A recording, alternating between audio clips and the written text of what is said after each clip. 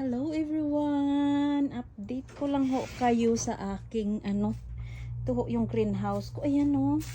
Ang ganda ng bloom mo. Happy naman siya. Sana patingin nga. Ayan o, ang bloom niya ang ganda. Ayan. Medyo nagtampo, nagkakalagas so sila ng dahon. Kasi ayan, nagkakalagas rin sila ng dahon kasi dito sila sa loob ng greenhouse. Ayan, may eggshell. Nakakatulong daw. Pinipiga-piga ko dati yung lagi yung mga puno nila kahit kasi minsan ayaw nila ng malamig. So dito sila sa greenhouse. Ayan naglalagas ng Pero okay naman yung ang importante ho, matigas yung kanyang puno at hindi kay gano'n naman kasi pag winter naglalagas ng dahon ng mga halaman. Ayan o, babalik yan sila pag spring na. Ayan o, naninilaw. Kaso siyempre hindi maganda pakiramdam pag nakita mo nung pag plants lover ka, hindi pag lagi mo makikita yung halaman mo parang hindi masaya. Ayan, tigas naman siya. O ayan, kahit naglalagas ng dahon guys. Ganito yung ayan o, tingnan mo ang laki ng puno niyan. Kambal ito. Ayan, tigas pa. Ayan. Kambal sila. Yung binili ko kambal na ayaw na maghiwalay kasi yung isa double petals. Yung isa naman single petals pero pink. Pareho silang pink. Gusto ko sana ihiwalay pero nung linipat ko kapituko sila sa isa't isa. So hindi ko na nilipat para maganda naman. Ito kasi yung sa ayan o, hindi ko nga alam kung mamamatay, buhay pa ito. Malambot na, baka nabulok na. Malambot o. Ayan. Ayan. Ayan, tingnan mo yung puno ito. 5 taon na ito, seeds ito. Binili ko noon sa online. Ayan o, namumulaklak siya guys. Pag pag mahilig ka sa tanim, ayan, masaya ka kahit tanim lang ang nakapagpasaya sa'yo. Ayun, nakaka-relax yung mga para sa akin pero mostly sa kakilala ko guys, ganun, yung may kaibigan ako na ang dami niya talagang tanim rin. Ayan, kambal rin sila oh.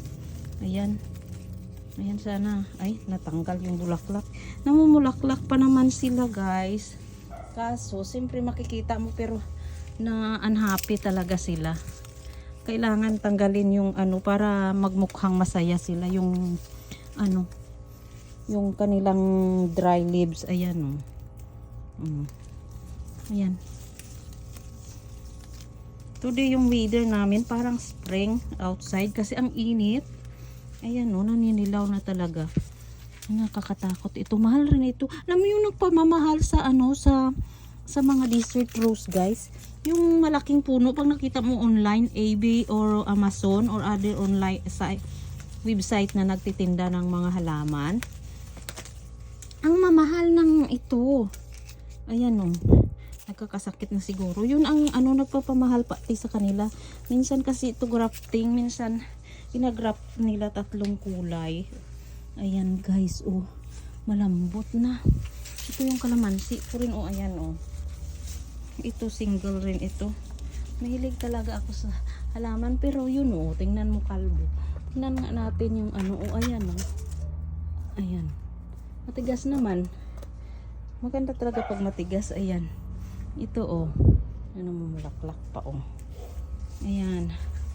Ayan yung buksan ko nga kasi yung init dito grabe rin. Ayan mag-120 ang degrees dito inside greenhouse.